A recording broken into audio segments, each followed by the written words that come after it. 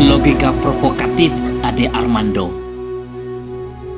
Assalamualaikum warahmatullahi wabarakatuh.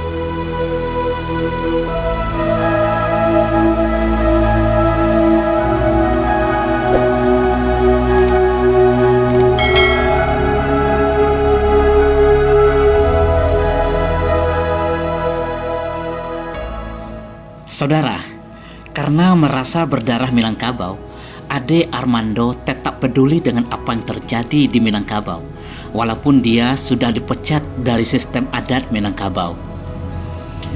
Karena sudah dipecat dari sistem adat Minangkabau, dia berusaha untuk membalas dendam kusumat 7 keturunannya terhadap sistem adat Minangkabau. Namun, kita tidak akan membahas soal pemecatan Ade Armando dari sistem adat Minangkabau. Yang penting dan mendesak hendak kita bicarakan adalah komentar provokatif Ade Armando yang sekaligus menyebarkan rasa khawatir dan takut kepada bangsa Indonesia terhadap Islam, walaupun dia sendiri mengakui masih menganut agama Islam. Ada berita mengejutkan tentang Sumatera Barat. DPR baru saja mensahkan bahwa di provinsi tersebut akan diterapkan hukum Islam berdasarkan Al-Quran.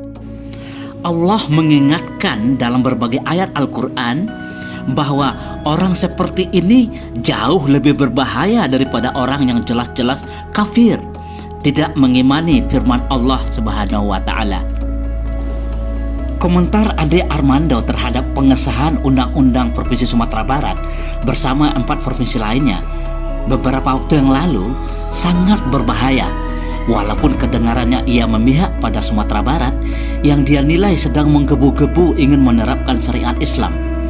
Sebagai seorang pakar komunikasi media sosial, dia sedang mencoba menerapkan keahliannya untuk tujuan tertentu. Namun dengan kompetensi membaca nantasire, membaca yang tersirat, kita paham benar bahwa Ade Armando sedang menyebarkan virus spilis, sekularisme, pluralisme, dan liberalisme yang telah menjangkiti dirinya ke masyarakat Minangkabau dan Indonesia secara keseluruhan. Dia berhipotesa bahwa dengan pasal 5 huruf C Undang-Undang Provinsi Sumatera Barat itu, Sumatera Barat sudah bisa melahirkan berbagai peraturan daerah yang bernuansa Islami yang digambarkannya mengerikan, menakutkan, dan intoleran seperti hukum cambuk, hukum potong tangan, dan hukum mati.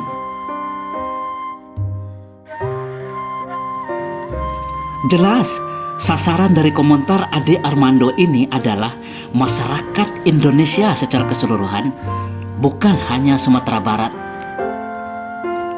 Karena ketidakpahamannya atau mungkin karena kebodohannya, dia tidak tahu bahwa narasi pasal 5 huruf C tersebut keliru fatal secara sintaksis yang mengakibatkan struktur dan sistem adat Minangkabau terbalik.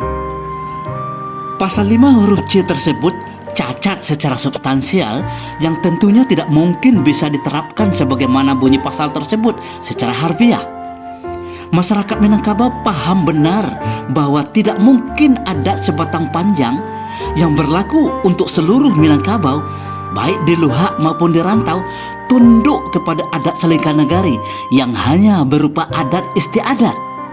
Walaupun bukan sebuah kesengajaan, kita yakin bahwa ini adalah intervensi Allah Subhanahu wa Ta'ala yang Maha Pengasih kepada semua umat manusia dan penyayang kepada orang-orang beriman. Tidak mungkin seorang anggota Komisi 2 DPR RI yang sesungguhnya adalah seorang pengulu tidak mengetahui bahwa adat Selingkah Negari, adat istiadat harus tunduk kepada adat dan sebatang panjang.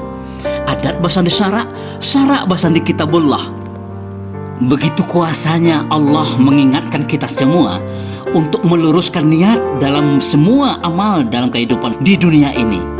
Jangan coba-coba memperalat adat dan agama untuk kepentingan jangka pendek, pribadi, kelompok, dan golongan tertentu.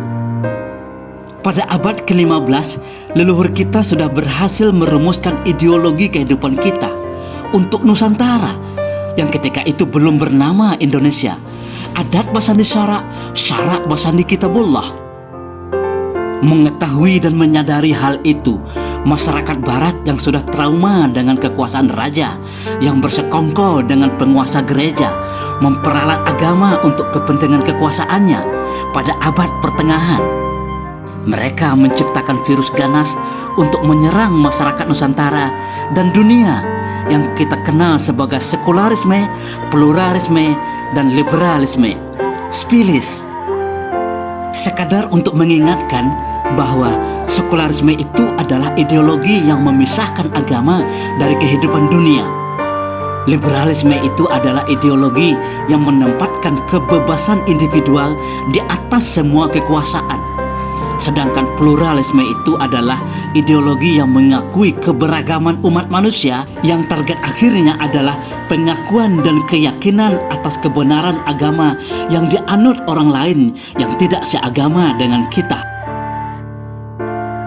Pada abad ke-17 sampai abad ke-18, leluhur kita berhasil mendakwahkan adat basandi syara, syara basandi kitabullah ke seluruh Nusantara, Sulawesi, Nusa Tenggara, Malaysia, Brunei, dan Filipina.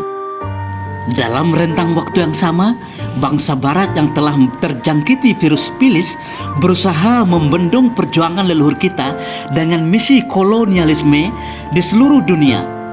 Mereka paham benar bahwa musuh yang sedang mereka hadapi adalah adat basandi syara, syara basandi kitabullah.